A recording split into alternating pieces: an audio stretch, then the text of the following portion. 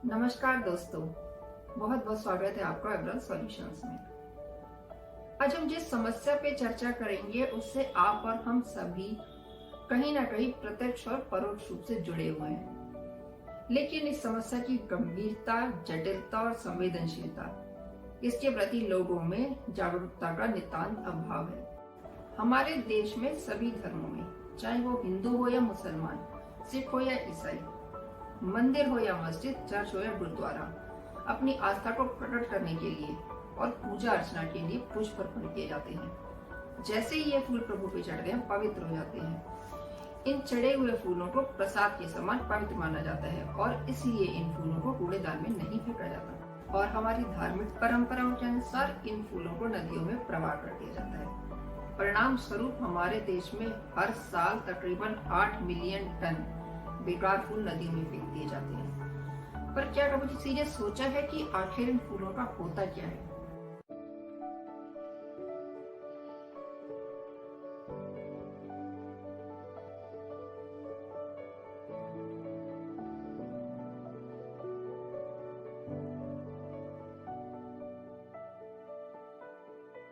इन फूलों की खेती करने में कई तरह के पेस्टिसाइड्स और इंसेक्टिसाइड्स का प्रयोग किया जाता है।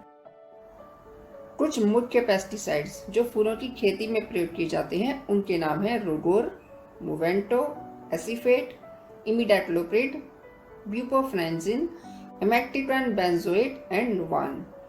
वर्ल्ड हेल्थ ऑर्गेनाइजेशन WHO ने इन पेस्टिसाइड्स को इनकी टॉक्सिसिटी के आधार पर कुल 4 क्लासेस में डिवाइड किया है, क्लास 1, 2, 3 एंड 4। और आपको जानकर हैरानी होगी कि फूलों की खेती में प्रयोग होने वाले अधिकांश पेस्टिसाइड्स WHO की कैटेगरी 1 और 2 में फॉल करते हैं, जिसका साफ साफ मतलब हुआ कि ये अत्यधिक खतरनाक केमिकल्स हैं। और एक बार ये फूल नदी में पहुंचे तो कई तरह के केमिकल्स जो इन फूलों में होते हैं नदियों के पानी में घुलकर उस पानी को बहुत जहरीला बना देते हैं। इससे पानी में घुली हुई ऑक्सीजन, जिसे डिसॉल्व्ड ऑक्सीजन भी कहते हैं, उसकी मात्रा कम हो जाती है, जिससे पानी में पाए जाने वाले जीवों के अस्तित्व पे खतरा पैदा हो जाता है। कुल मिला के कहें तो एक्वाटिक इकोसिस्टम की बर्बादी शुरू हो जाती है।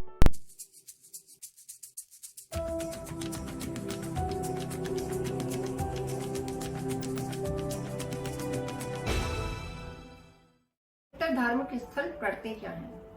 यहाँ चढ़ाए गए फूल पत्तियां सामान्यतः स्थानीय नदियों, झीलों और तालाबों में फेंक दिए जाते हैं। और ऐसे आपको कई उदाहरण मिल जाएंगे, खास तौर से वे धार्मिक स्थल जो गंगा बेसिन में स्थित हैं।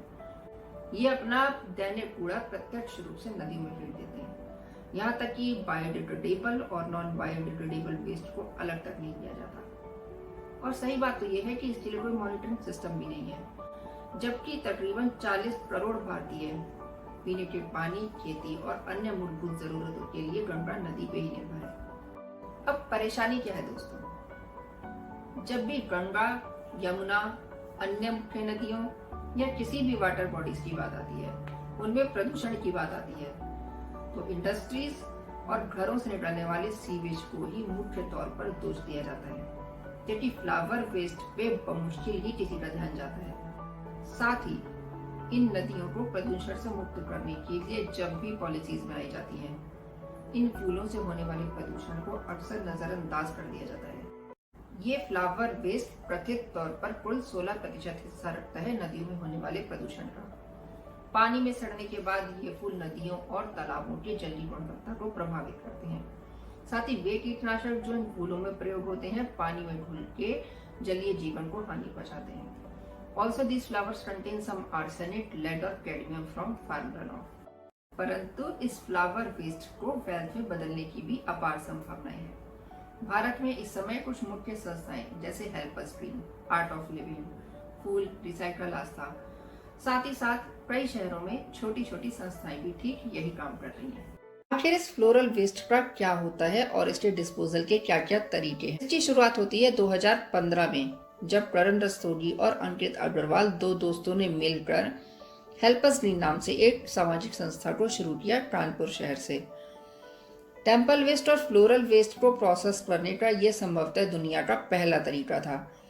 इसके अंतर्गत फ्लावर साइक्लिंग टेक्नोलॉजी का प्रयोग करके गंगा नदी को बचाने का बीड़ा उठाया गया। हाइपर्स ग्रीन संस्था उत्तर प्रदेश के विभिन्न मंदिरों और मस्जिदों से तकरीबन 2.4 टन फ्लोरल वेस्ट को प्रतिदिन कलेक्ट करता है।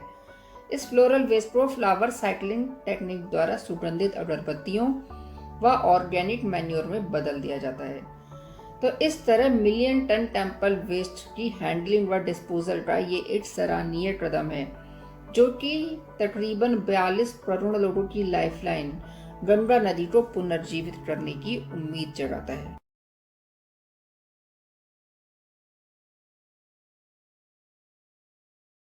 ये फ्लावर साइक्लिंग टेक्नोलॉजी बेसिकली क्या है, किस तरह से काम करती है, आइए इसे समझते हैं।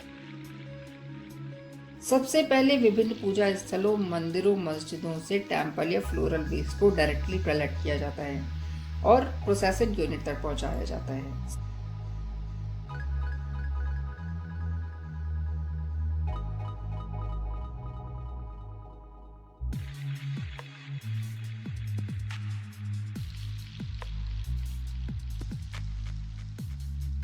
अब इन फूलों को सावधानी पूर्वक पानी से धोया जाता है और उपयोग में लाए गए पानी को स्टोर करके वर्मी कंपोस्टिंग प्रोसेस में प्रयोग किया जाता है।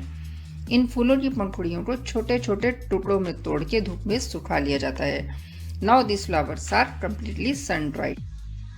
अब इन सूखे हुए फूलों और पंखुड़ियों को पाउडर करके इनमें कुछ नेचुरल प्लांट रेजिन्स मिला के एक क्ले टाइप का मटेरियल तैयार किया जाता है। इस मिक्सचर को हाथों से रोल करके सुगंधित अगरबत्तियां और कोन्स बनाए जाते हैं। अब इन सुगंधित अगरबत्तियों और कोन्स को एसेंशियल ऑयल्स में भिगो के सुखा लिया जाता है और फाइनली पैक करके उपयोग में लाया जाता है। इस कार्य में महिलाओं की भी मुख्य रूप से भागीदारी है, जिससे उनको एक सम्मानजनक और बेहतर जीवन जीने का जरिया मिला है।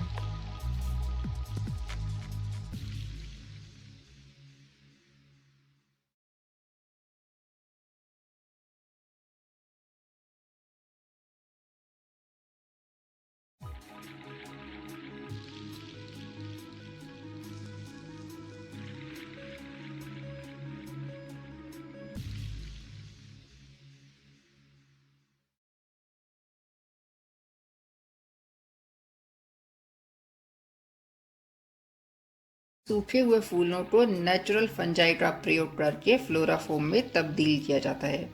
अब ये फ्लोराफोम 100% बायोडिग्रेडेबल मटेरियल है, जिसे ट्रेडिशनल थर्मोकोल के स्थान पे प्रयोग किया जाता है। This is Florafoam. This is the world's first biodegradable alternate to styrofoam made from temple flowers. So normally your thermocol is the 5th biggest pollutant on this earth, and as of now mankind does not know a way to recycle it. This is the solution. This is the next big thing. So simply you can just put it in soil and it decomposes in 45 days. And the best part, it does not burn like normal thermocol is, because this is not made from petroleum. Sri Sri rural development programme, जो कि art of living के तत्वावधान में चलाया जा रहा है, इस फ्लोरल वेस्ट से वेल्थ जनरेशन के प्रोग्राम को आगे बढ़ा रहा है, ताकि एक स्वच्छ और साफ सुथरे वातावरण की नींव रखी जा सके। इस कार्यक्रम के अंतर्गत भारत के प्रमुख पूजा स्थलों और मुख्य शहरों में वेस्ट सेग्रीगेशन और वेस्ट मैनेजमेंट फैसिलिटीज स्थापित की जा रही हैं।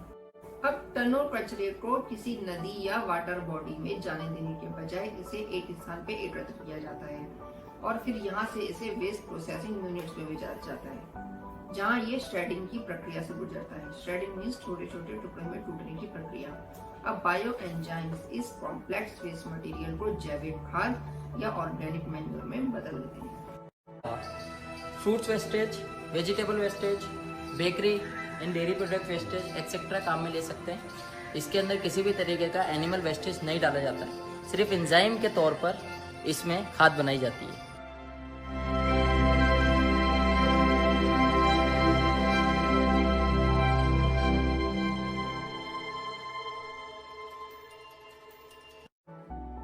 आर्ट ऑफ लिविंग द्वारा चलाई गई मुहिम के अंतर्गत अभी तक कुल 18 वेस्ट मैनेजमेंट प्लांट्स इंस्टॉल किए गए हैं। इन वेस्ट मैनेजमेंट प्लांट्स के द्वारा कचरे को प्रोसेस करने की कुल क्षमता तकरीबन 42.3 लाख किलोग्राम प्रति वर्ष है और इस प्रक्रिया में 15 राज्यों में तकरीबन 1000 के आसपास trained waste pickers and waste trainers involve हैं। इसी के अंतर्गत दिल्ली व चेन्नई में 5 म्युनिसिपल वेस्ट मैनेजमेंट प्रोजेक्ट्स भी चल रहे हैं। दिल्ली में कंपोस्टिंग मशीन की कुल क्षमता 1000 किलोग्राम प्रतिदिन है, जबकि चेन्नई में 500 किलोग्राम प्रतिदिन है। कुछ महत्वपूर्ण पूजा स्थलों पर भी ये वेस्ट मैनेजमेंट प्लांट्स लगाए गए हैं। उनमें से प्रमुख हैं काशी विश्वनाथ मंदिर उत्तर प्रदेश, मां विंध्यवासिनी मंदिर उत्तर प्रदेश, तारापीठ मंदिर वेस्ट बंगाल, दक्षिणेश्वर मंदिर वेस्ट बंगाल, कामाख्या देवी मंदिर आसाम,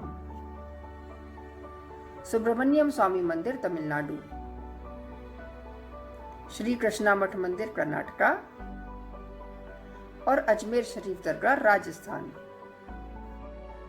इन सभी पूजा स्थलों पर साल भर श्रद्धालुओं का तांता लगा रहता है, जिस वजह से ये पूजा स्थल भारी मात्रा में पूजा संबंधित कचरा उत्पन्न करते हैं और इसका उपयुक्त निस्तारण आर्ट ऑफ लिविंग के द्वारा किया जा रहा है। अब आप मन ही मन सोच रहे होंगे कि हमें इसमें क्या करना है। ये तो धार्मिक स्थलों पे चढ़ने वाले फूल पत्तियों और वहां से निकलने वाले कूड़े की बात कर रहे हैं। जी नहीं, ये परेशानी केवल धार्मिक स्थलों से संबंधित नहीं है। This is also an individual practice in our country. हम सभी ने कभी न कभी अपने घरों में पूजा में चढ़ने वाले फूल व अन्य सामान को नदियों में जरूर बहाया होगा। सच कह रही ना मैं? तो आप सभी से मेरा ये अनुरोध है कि इस प्रथा को आज से ही बंद कर दीजिए। हमारे घरों से निकलने वाले फ्लावर वेस्ट को सुखा के खाद के रूप में बगीचों और पेड़ पौधों में प्रयोग किया जा सकता है। मानते हैं कि हमारी आस्था से जुड़ा है, पुरानी धार्मिक परंपराओं से जुड़ा है, परंतु आस्था के नाम पे अपनी इन पवित्र नदियों को प्रदूषित करना कहाँ तक उचित है। ये नदियां हमारी जीवन दायिनी है, हमारी माँ है, हमारा अस्तित्व जुड़ा है इनसे। इन नदियों को साफ करने की दिशा में सरकार कई योजनाएं चला रही है, जैसे नमामि गंगे, स्वच्छ भारत। परंतु याद रखिए कि जन सहभागिता के बिना किसी भी कार्य को पूर्ण रूप से सफल नहीं बनाया जा सकता।